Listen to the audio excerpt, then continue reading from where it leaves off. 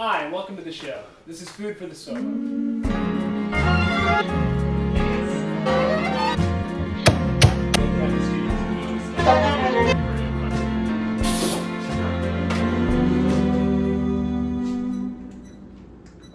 I'm Jacques Gadway, violinist, performer, and teacher. And today we're shaking things up.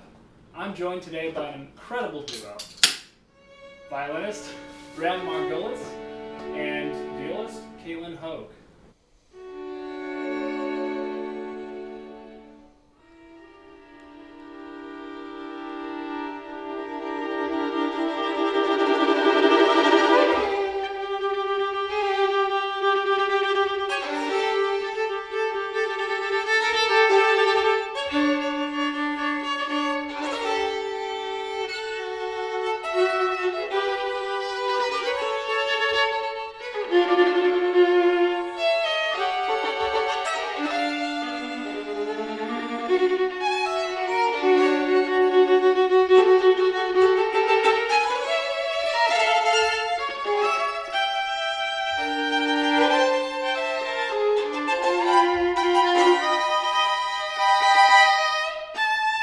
Welcome to the show, guys. Thanks so much for having us. Yeah, thanks for having us. We're delighted to be here. Oh, thank you. Well, today, as always, we are going to be eating a 3-course meal, each of which is accompanied by a piece of their choosing. We got a wonderful program for you all, and an even better menu. We're starting with an appetizer that is paired with your piece of choosing, which is what, by the way? The third movement of Ponce's Sonata a Duo for violin and viola. Emmanuel Ponce. So who is Emmanuel Ponce? Well, he's a Mexican composer. He was from like the early 20th century. This piece was written in And then 1938. he mixed a lot of styles of like Mexican music and also like art, classical music from Europe and stuff. Well, I didn't know any of this, but I did hear, that Ponce was a Mexican composer. So because of that, we are eating a traditional Mexican cuisine, which is refried beans, guacamole, and salsa. Today, we're eating with crushed chips, crushed specifically by Chef Lucas, as always. It really ends up with a better ratio of crunch to condiment. Dip? Goo? Chips to dip? Yes, chips to dip. That's even better. So, what drew you to this piece to begin with? Well, last summer during quarantine, we had nothing to do. So we kind of just looked up a bunch of stuff for violin and viola and learned it. No one ever plays this piece. It's like really obscure, but it's actually a really great violin viola duo. So, have you guys played this for anybody before? Is it bad? Mm-hmm. Yeah, we've been playing it since the summer. Yeah, last summer we performed it a couple times in like outdoor concert scenarios. What is the most challenging thing about this duet in particular, you think? Well, this third movement has a lot of tricky rhythms, so sometimes it can fall apart if you don't count the wrists. Yeah, it goes back and forth between 3/8 and 4/8 time a lot. A lot of like being in 7 and then going back to being in 3 or in 4, and it's really groovy. So, for our audience who might not all know why 7 might be so confusing, what makes a time signature like 7 more challenging than something, say, like 4 or 3? It's uneven. Yeah. I mean, musicians, we just can't count past 4. Even 5 is tricky sometimes, so 7, it's like, whoa, out of this world. This is coming from a violist. Yeah. I mean, you know. I guess we only have 5 fingers on one hand, so 5 is one thing, but then 7 is like even more possibilities for different like groupings of beats, you know? I had a teacher once that described these irregular meters, like 5 and 7, kind of like stepping with one foot on the curb and one foot off. This feeling of imbalance. I feel like that's how it would feel if you were like struggling.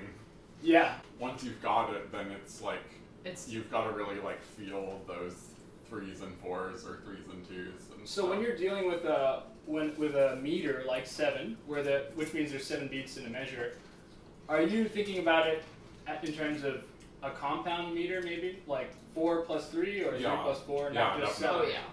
You find that more It's useful. actually written that Yeah, way. Ponce actually wrote it in mostly groups of 4s and 3s. It makes it nice.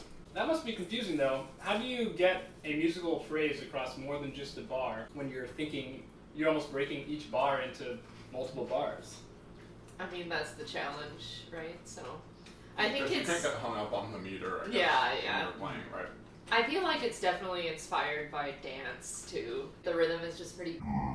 So once you get it, it's kind of there. Yeah, well, I would say. This one, it goes in and out between being like this sort of like Mexican dance and then also this like some like sort of Shostakovich-y like demented waltz type things. I see. Nice. We can just go straight for it. Go fishing for bits. So you mentioned Shostakovich. He's known for kind of doing these wacky meters. Mm-hmm. But I think that the reason why he did it might be different than the reason that Ponce is doing it here. Maybe. I feel like when Shostakovich was doing it, it was purposefully going against the norms in a creative way to kind of satirize what was happening, perhaps, or maybe even secretly make fun of things in the government at the time. Whereas, Communism. Yeah, that's true. Well, I guess you have that like demented waltz concept, or like that like twisted dance. You know, that seems like that is a very Shostakovich thing. whereas in this, It's just supposed to be like really fun, even though Even though they're kind of at the same time. Shostakovich I mean, was I early sort of 20th century. I sort of feel like Ponce was probably influenced by some of Shostakovich's music when he wrote this duo, possibly because this duo is from like 1938 or late 1930s, early 1940s, so about the same time that Shostakovich was doing a lot of stuff. when do we start talking in the beginning of music history of like globalization? When does that kind of start coming into effect? Yeah. This idea of mixing. I would say that, early 20th century is when things started really getting mixed. I don't know. Right. Maybe even in the end of the 1800s. It's a piece of music from like well into the modernist period of time, I guess. So it's I see. Would I you like don't any know. more? yeah. Thank you. Well, that's very interesting. That's very creamy. It looks like really creamy. Very sour cream heavy, maybe, in the Yeah. recipe here. I do. I don't taste a whole lot of avocados. This, unfortunately, was not made by our in-house chef. So the quality is not quite up to par, like we're used to. But it's quite good, I would say. I think the beans are my favorite part. Yeah. Here, let me help you. Thank you. I do think the guac is just overpowering. It's really tangy. Yeah, The Ponce is also very tangy. absolutely. I'm looking so forward to it. We'll eat up. I don't want you guys to get too full on this because we do have lasagna coming up. That's right. I would recommend one more handful each. I haven't gotten enough of The it. guac is my favorite because of the color. From a visual standpoint. And we play music because of how it looks. Oh yeah. So I'm just going to ask the producer to set up behind you. You guys can just double check the recording. It should be. He did absolutely nothing. We keep turning over producers because they're just Right. not very effective. You had to fly the other ones in from like England. I know, there was an Right. issue with the visa. You should try a different agency, you know. Whenever you guys are ready. So I just pick up the damn thing. Oh, jeez. Oh. Well, This is Oh. Emmanuel Ponce's duet number it's Sonata a duo. 3rd movement of the duo.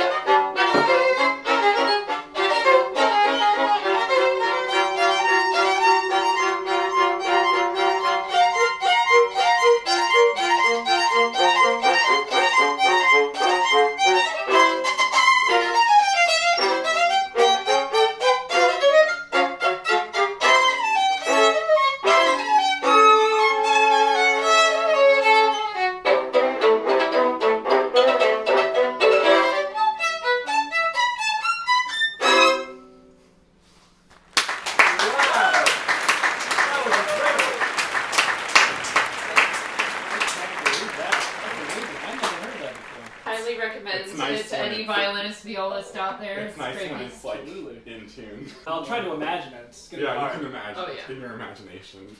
While we continue, if the producer doesn't mind switching the GoPro over to the other side.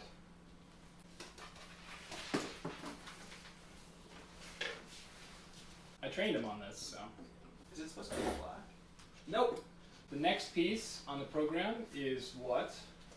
It's the Handel Halverson duo. Passacaglia. Yeah, Passacaglia, that's right. This yeah. is possibly one of the most famous duets in all of violin, viola, violoncello literature. So now we're going like from like music that nobody plays to music that That everybody everyone plays. plays. It shouldn't be that way. People should play the other one. That was so fun. And speaking of which, you guys had all of these moments where the ensemble was just breathtaking. The chemistry is really real. How do you know each other? Well, Well, we met like a long time ago in undergrad. Yeah, and we 2012. we started dating then. We've been a couple for quite a while. Wow, well, you can certainly tell just by listening to you play. That is really quite something. very sweet of you to say. Well, thank you. I mean, Appreciate you know, the domestic strife between us doesn't come through. That's nice, you know. Transfer? I think so. Wonderful. Thank you so much, producer. You're All right. You don't have to talk. The only thing I'll say about that first piece is we probably should have gotten something spicy to pair with it because you guys really brought the heat. That's true. Well, this salsa is very mild. It's almost like water. I could use some a drink actually. Okay, here. That's refreshing. Save some for me, buddy. Would you like some? I think I might stick with my seltzer here if that's okay. She only drinks something if there's alcohol in it. So, as we said, we are moving on to the Handel Haverson. And to pair with something that is so popular, why not eat something that we've all been eating since probably grade school? This is lasagna, and it was cooked in-house by Chef Lucas. And because of that, I'm sure it's going to be delicious. Thank you, Chef Lucas. Gonna make short work of this puppy. All about making it last longer. So is Handel Haverson Italian? So actually, Halverson was Norwegian, and he Norwegian. lived at the end. He was like a conductor, composer, performer type. He lived at the end of the 1800s, and he arranged, I think, a piano sonata that Handel wrote as this duo, and then it became his most famous. Is that why his name is Handel? Oh, that's not his name. No, Halverson wrote the piece. Does he just have one name? What's his first name? Is it Johann? Yeah. Yeah. Johann. Okay. Handel wrote a harpsichord concerto back in the Baroque era, right? I thought it was a piano sonata or something. Okay. Some sort of keyboard sonata. And Tempered then- instrument. Yeah. And then Halverson was from Late 1800s. the late 1800s. Late 19th Okay, century. late 19th century, early 20th century, and he just took this this Handel piece and recreated it as this virtuoso string duo, and it's just been a hit with everybody ever since it was composed, I think. So, the original piece that Handel wrote was not a theme of variations or Passacaglia, was it? It was.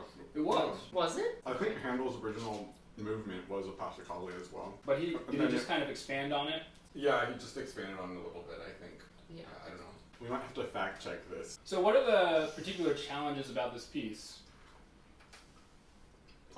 It's got a lot of funny techniques. Like there's ponticello, which means putting your bow close to the bridge to make kind of a scratchy sound. Yeah.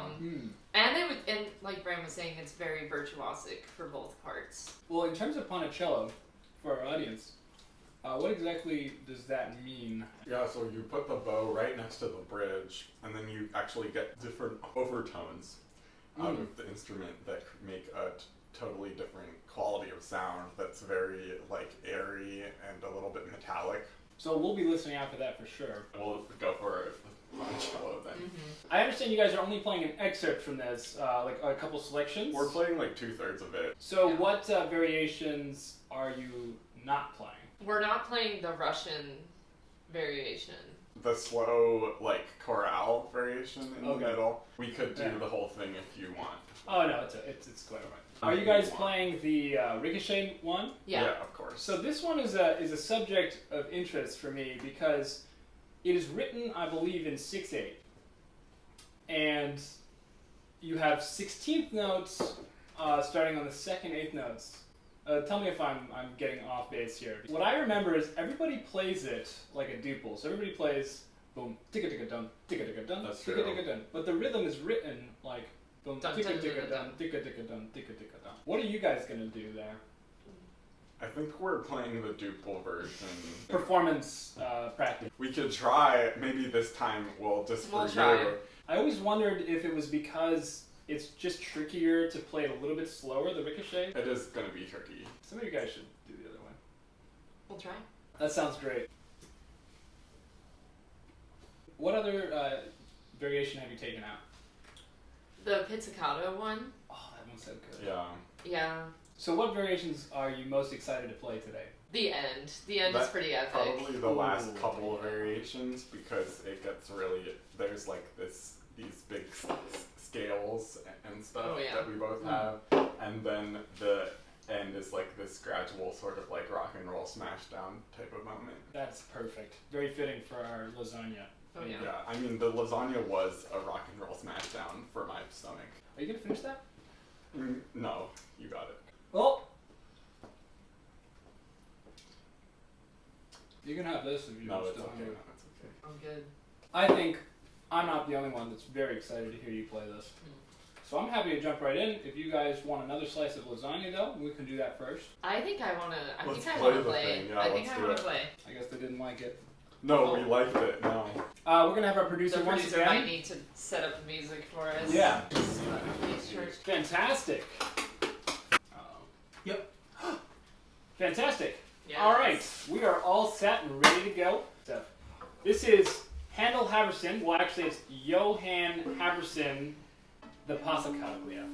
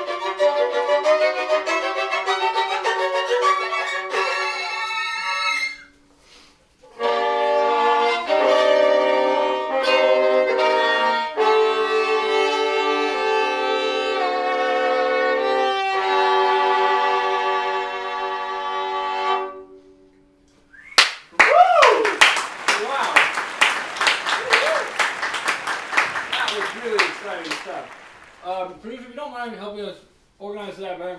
You're welcome. I understand that you guys have brought dessert. We did bring some dessert, yes. Can you walk us through exactly what's going on here? So it's strawberry shortcake. Do we want bowls? Yeah, who needs it? No. Oh, Oh. bowls. Well, I guess we have them now. Maybe I'll have one here. Okay. Are there enough? Yeah. Yeah. Yeah, I got you. Thank you. So grab yourself a cake. Oh wow, nice and spongy. They made these. Mm. All right, now what's next? Strawberries next, right? We got strawberries here. So yeah, I guess I'll just go for it then. Yeah. Right. Ooh, I see what you're doing. Yeah, you see what's going on. That really falls right in there. But now we're gonna put whipped cream on top. Maybe you can help cream me. Oh. Shake it. Or, Yeah. Okay. tell me when. Oh god. Okay, that's good. Tell me when. Alright, oh, it's good. Oh. Thank you. Great. Is this traditionally eaten just you open your mouth as wide as possible, take a bite, or do you kind of take it from the top down? I think the tradition is unwritten, so you Yeah. write your own tradition. We are writing our own Yeah. tradition today. So, It's good. I understand you guys are playing Mozart with this? Mm-hmm. That's very fitting. Refreshing, after the rock and roll of the Handel Haverson, we have something a little lighter. So what from Mozart exactly are you playing? So we're gonna play the end of the last movement of Mozart's first duo for violin and viola in G major. I think this is an especially light whipped dessert type of moment. So is that what drew you to this piece? The lightness of it, the sweetness? I think especially this movement is just really funny. It's a really good example of musical humor. That's so important to think about. This idea of music as being clever, humorous. I mean, it is very serious. It's not as serious as people like to treat it. And he didn't mean for this movement to be serious, for sure. There's a line, right, that people like to cross between seriousness and funny. But I think something can be funny and serious at the same time. That's interesting. Especially when it comes to someone like Mozart. Right. When did he die? How old was he when he died? Well, off the top of my head, I think it was 1756 to 1791. He died at age 35, which is pretty tragic. Yeah, he also wrote a Requiem Mass in D minor, a piano concerto, number 21. I often talk to people and they're like, why did composers just call their piano concerto number 23? I mean, you really could name your piano concerto literally anything you wanted to, but they just, that was so lame. And sometimes I'm not, I mean the reason. Well, the reason is because that's just the number in which they were written. But yeah, I think a lot of people who aren't super familiar with the music from that time period, they're usually confused why that is, why composers wouldn't write a title to their piece. What's your theory? Well, I think the reason is because they didn't want to create an association to go with the piece. They wanted the audience to hear the music and not come with any preconceived notions of what it was supposed to be about. That's very interesting because this idea of programmatic versus absolute music really comes to the forefront of debates during the Romantic period, but Mozart's not a Romantic composer. And yet, his contemporaries all followed this kind of ruling. So these that do have names, they gain these nicknames after the fact from the public, essentially. Well, what is your particular take on programmatic versus absolute music? How do you feel? What do you think the future of perhaps classical music is, and what do you resonate with more?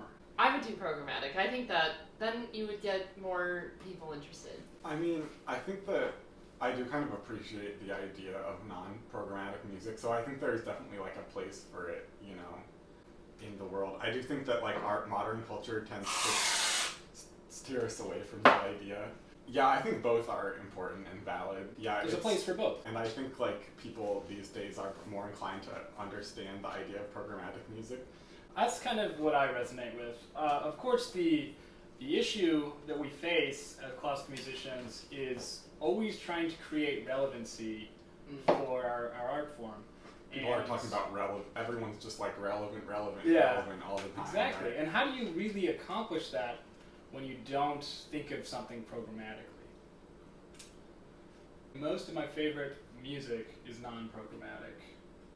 It's just your experience, Yeah. what you personally maybe listen to more. Thank you for that validation. Well, anybody want a hit of this whipped cream before you start? Yeah, let's do it. Hey! Oh. Alright, are you ready?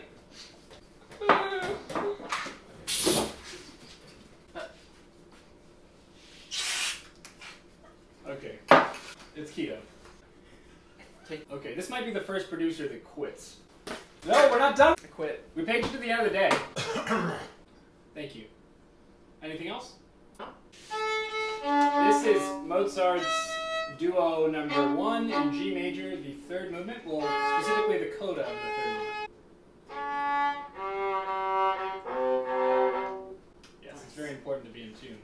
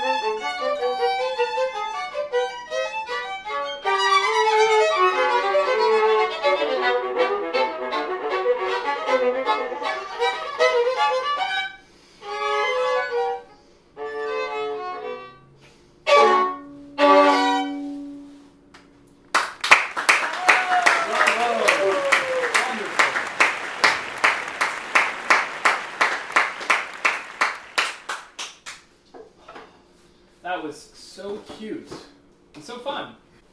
Ooh. It's just been such a wonderful time having you both on the show. I'd like to thank you from the bottom of my heart. Thank you for having us. Yes, thank you. We would also like to thank you so much for having us.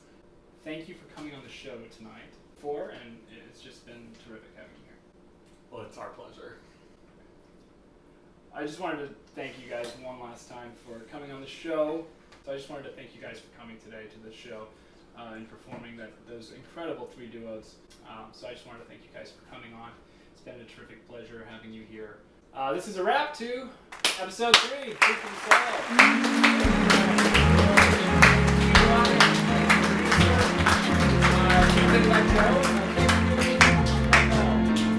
All right.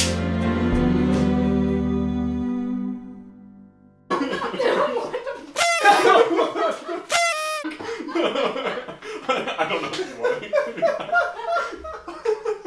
So it was pretty.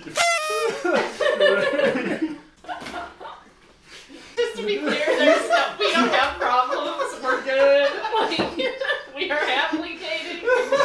We don't have problems. There's no way I'm including that in.